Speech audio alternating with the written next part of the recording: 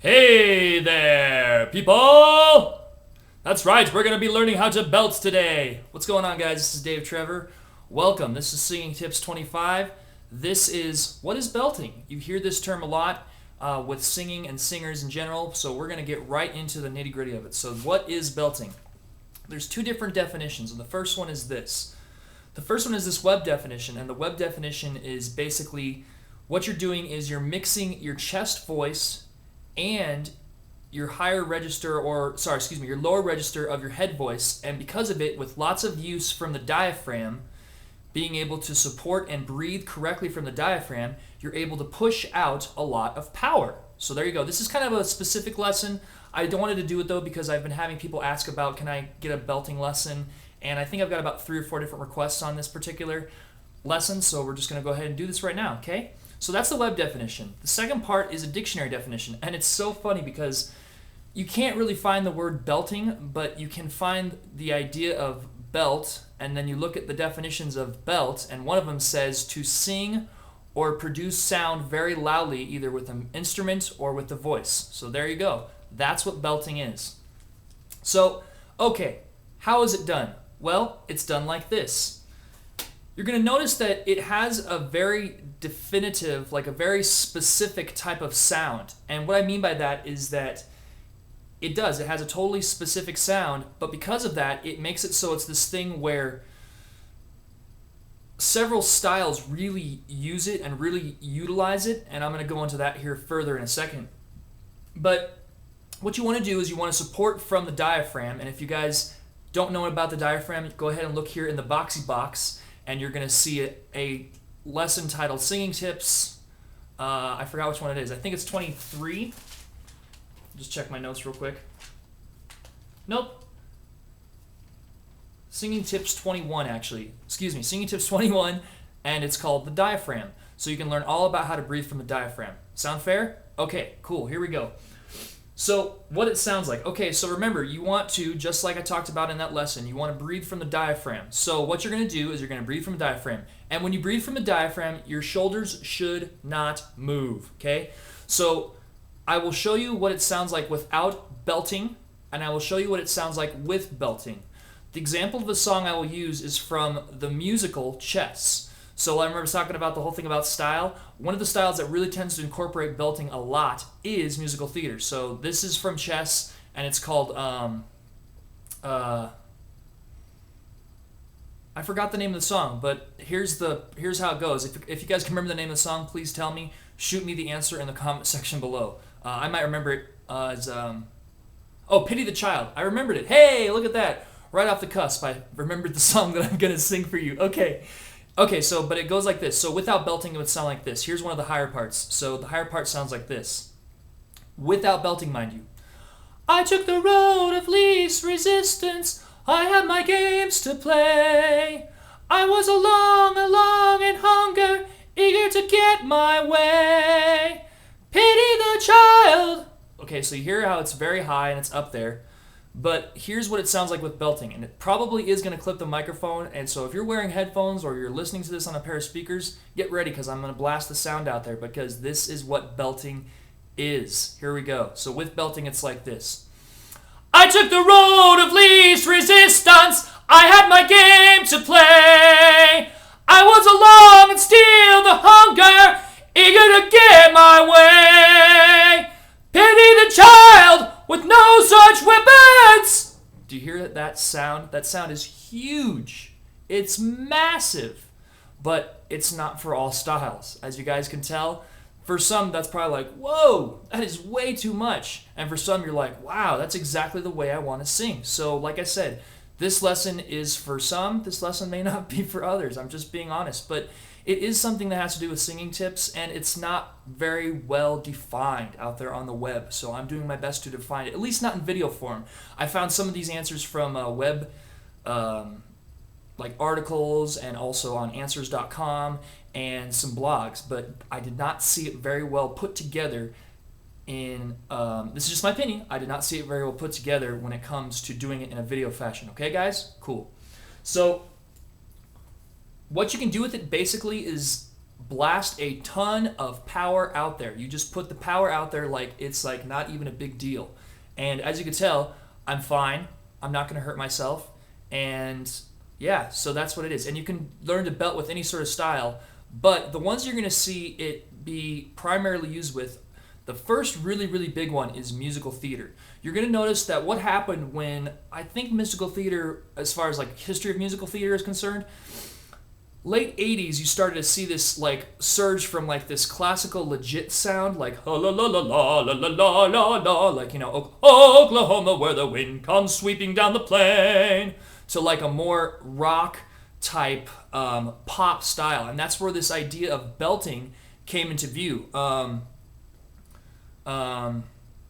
Yeah, like you guys are probably familiar with, let's see here. Well, Chess was a great example because I used that, but all their songs tend to be in belting fashion. So like there's another song called Where I Want to Be, and it's really out there. It's, now I'm where I want to be and who I want to be and doing what I always said I wouldn't, yet I feel I haven't won at all. Do you hear how there's that really big blast of sound?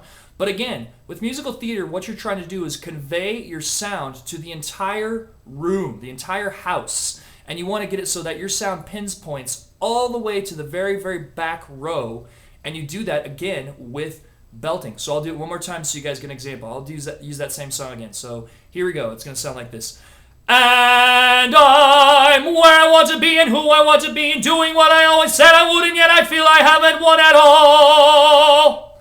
That is belting. It's huge. It's massive. Again, might not be for everybody, but yeah. And again, you see that most predominantly used in musical theater. So there you have it. Water. Gotta love it. The greatest drink there is. No, I'm just kidding. Okay, so other styles that incorporate it are choir type performances. Anytime you have like a jazz choir or any sort of rock type sounds, they're going to want to use that kind of sound too. They're going to use their belting sound, okay? Other one is epic rock. This is more of a newer kind of thing, but you've got bands like Evanescence. She belts, and she's great at it. You've got Paramore. She can really push those vocal cords to the extreme, and she doesn't hurt herself because she's had lots of training, and she's had some of the best training out there. Then you have Queen. Believe it or not, Freddie Mercury, lead singer of Queen, he totally knows how to belt. If you listen to his songs like Bohemian Rhapsody or Bicycle, he knows how to push those notes out and make it sound like they're big and huge and powerful and very musical theater-esque, like I was saying. It's not necessarily musical theater, but you can totally tell it's got those types of styles and sounds and feelings incorporated with that music. And then a more current example is My Chemical Romance. My Chemical Romance can tend to get pretty epic. And yeah, so there you have that. And then the last one is any sort of live performance where power and volume is needed. And recently I just watched some live performances of, I think it was Panic at the Disco. And I actually really like Panic at the Disco, but God, you know, it's really frustrating because in my opinion, I don't think that they're very good live. I've watched a couple performances of there, and he's pitchy, he's all over the place, he might have good energy, but it really does affect the performance, especially if you're going there and expecting to see like a good performer and somebody who can actually carry some notes. And if you only expect there to see a good performer, well, you got that thing covered. But I want to see both, and I know that there's lots of people that agree with me on this viewpoint. So my question to you for this week, guys, is what's the best live performance that you've seen in recent times? And also, what is the worst performance that you've seen in recent times? So go ahead and leave me your answer in the comment section below on that, because I'd love to hear what you guys have to say about it. I'd love to hear your guys' answers on that. So yeah, give me your answer on that, and we'll go from there. Sound good? Cool. And I love hearing what my viewers and what my subs out there are thinking and wanting to listen to or not listen to, because it's good. It's good to get a difference of opinion and a difference of ideas and all that sort of stuff, okay? Cool.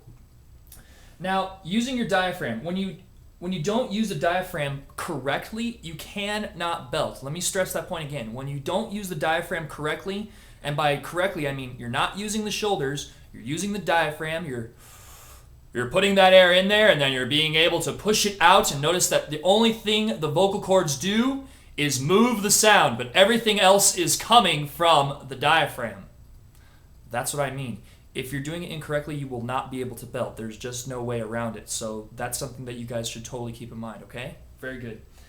Now, the diaphragm does give you power, but there is a very interesting caution on this, and it's this.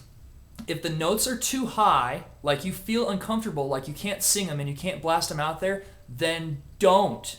Because what tends to happen is that you tense up, and instead of using from your diaphragm, especially on the higher notes, you'll start using from your vocal cords, and you can ruin your vocal cords. You can really stress them out.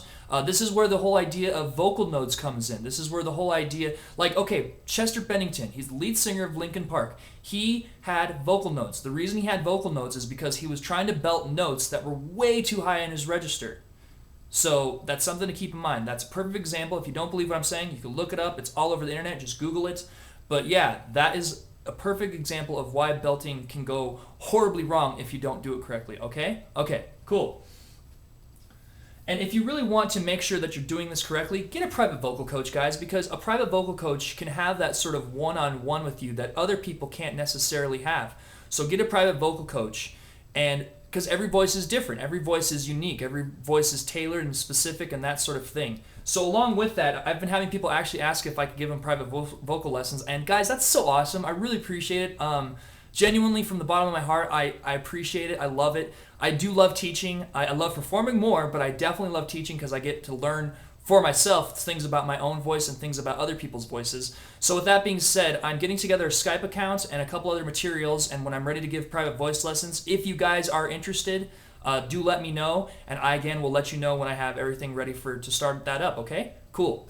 All right, so getting into the question of the week, this was on my last lesson. This is from Monsterest9, who asks, is there a way to practice fighting off stage fright without actually being on stage or in front of people? You know, that's a great question. And in the comment section from the last lesson, I said, no, you have to be in front of people. But the more I was thinking about it, I had to think, okay, everybody's not like me, and they're just not. And everybody's not necessarily like you.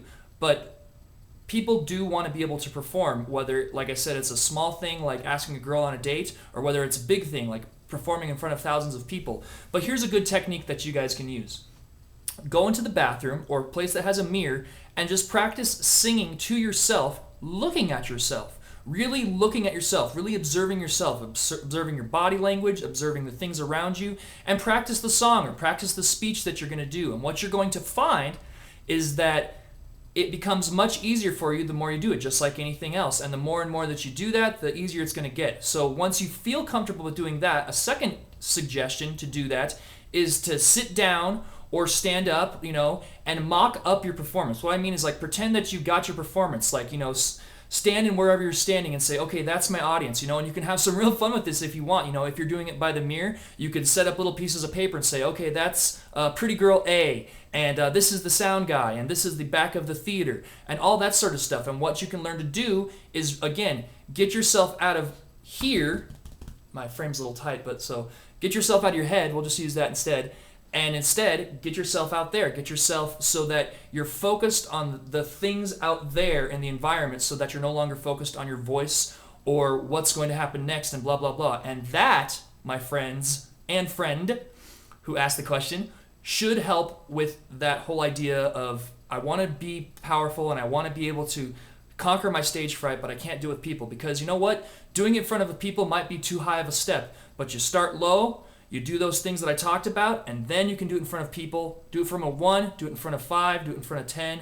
You'll get the idea. It's really quite simple. Try it. It should work. And yeah, there you go. So again, Monster S9, thanks for that great question. Okay, guys, so next lesson, we're going to talk about how to take care of the vocal cords. This is really cool because I did something up here in the boxy box. I think it was Singing Tips 3, and I talked a little bit about vocal cords, but I only touched just barely the surface. So now I'm going to go full on and just talk about the whole shebang-a-bang. So we're going to talk about the general health, what to eat or drink, what not to eat or drink, the effects of drugs and alcohol have on the voice, because they do have their effects. I know, right? Cool stuff. And much, much more. So go ahead and tune in next Friday for that lesson. As always, comment and thumbs up this video, because I love that, and I love to hear your guys' comments on what you guys are thinking and what you guys are feeling about this particular stuff. You guys can find me on Facebook right here. And you can also find me on Twitter right here. And if you guys haven't already, subscribe. You got the big yellow button up top, big yellow button at the bottom. And I will talk to you guys later. Have a great weekend. Take care.